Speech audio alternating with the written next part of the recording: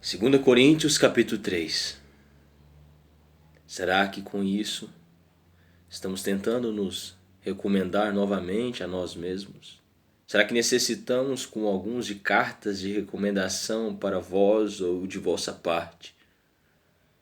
Vós mesmos sois a carta, a nossa carta, escrita em nosso coração, conhecida e lida por todos. Nota de rodapé 1. Corinto havia sido invadida por grande quantidade de falsos crentes, andarilhos, milagreiros, que se diziam mestres da verdade apostólica. Por isso, os coríntios passaram a pedir cartas de recomendação aos missionários e mestres cristãos que chegavam à igreja. Paulo não precisava de qualquer recomendação, pois sua obra estava estampada na própria vida de muitos membros da igreja, transformados pelo poder do Evangelho.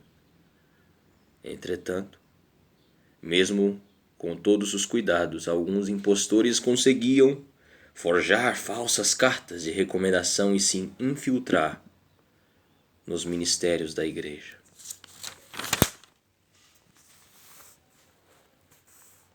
Vós mesmos tendes demonstrado que sois uma carta de Cristo, resultante de nosso ministério, escrita não com tinta, mas com o Espírito do Deus vivo, não em tábuas de pedra, mas em tábuas de corações humanos. Nota de rodapé 2. Os documentos e as cartas eram comumente redigidos sobre pergaminho ou papiro.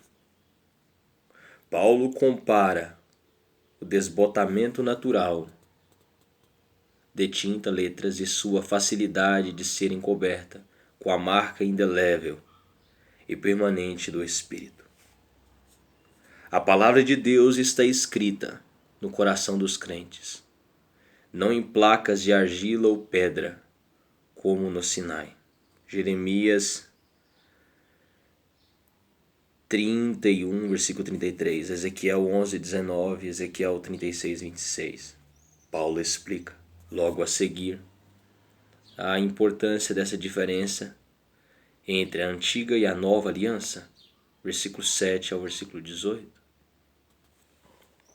E é por intermédio de Cristo que temos tamanha confiança em Deus. Não que possamos reivindicar qualquer coisa com base em nossos próprios méritos, mas a nossa capacidade vem de Deus. Nota de rodapé 3. Paulo responde aqui a pergunta levada em 2 Coríntios 2,16. Nossa força, capacidade, dons e talentos vêm do Senhor. O cristão maduro tem plena consciência dessa verdade e, por isso, desenvolve uma autoestima equilibrada, louvando a Deus pela maneira como foi criado. Salmo 139, do versículo 13 ao versículo 17. Ele nos capacitou para sermos ministros de uma nova aliança, não da letra, mas do Espírito. Porquanto a letra mata, mas o Espírito vivifica. Nota de rodapé 4. Os ministros são aqueles que servem à causa do Senhor. 2 Coríntios 4, 1, Romanos 15, 16, Colossenses 1, 7, Colossenses 4, 7, 1 Timóteo 4, 6.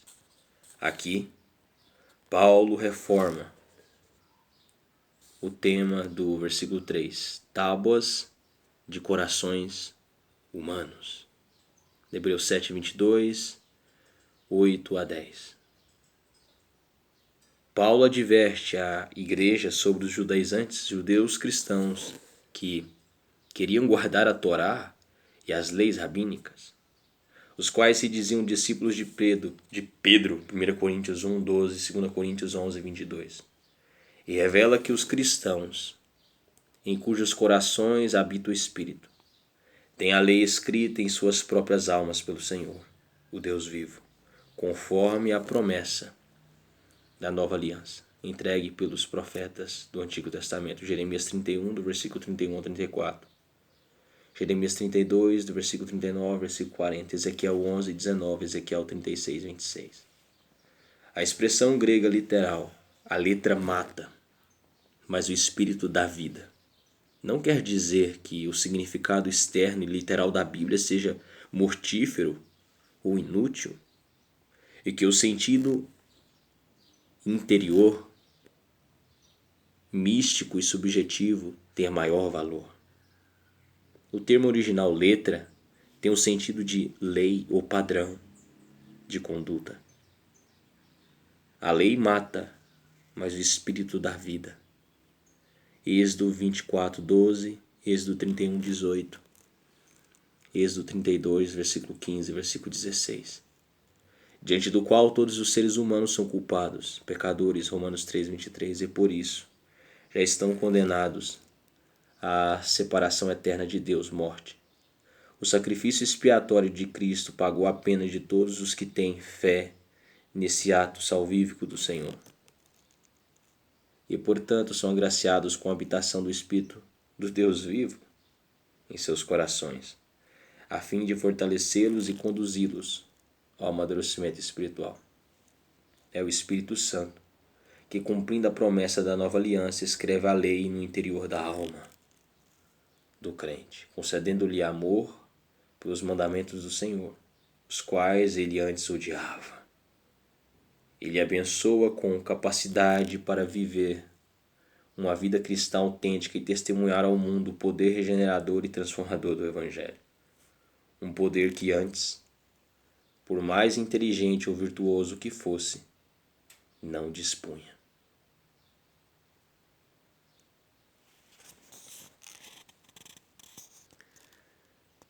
A relevância da nova aliança. Com letras sobre pedras, foi gravado o ministério que trouxe a morte.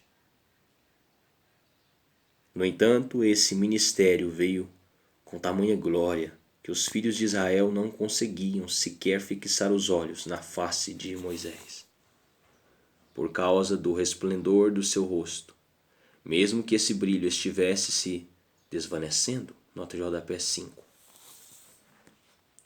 A lei, conforme a antiga aliança, entregue ao povo de Deus no Sinai, não era de forma alguma má ou infrutífera. Na verdade, Paulo a conceituava como santa, justa, boa e espiritual, Romanos 7, do versículo 12 ao 14. O erro e a pecaminosidade está na alma e nas ações das pessoas que, como transgressores da lei, trazem sobre si justa condenação e punição.